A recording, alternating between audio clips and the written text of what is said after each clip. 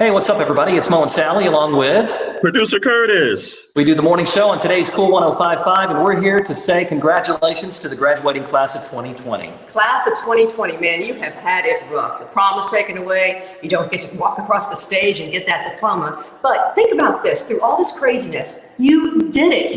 You graduated. That is huge.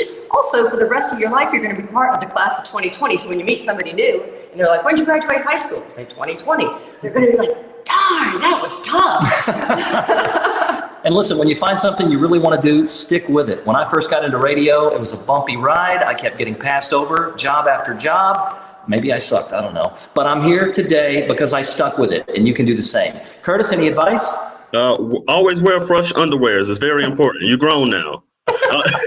No, be adaptable. 2020 taught you anything. Sometimes your plans might get messed up and you still got to roll with it. So go out there, be a go-getter. Great advice. All right, victory dance for you guys in 3, 2, 1.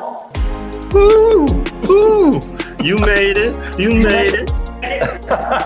Congratulations, guys. For Mo, Sally, and producer Curtis from today's KOOL 105.5, good luck. Congrats.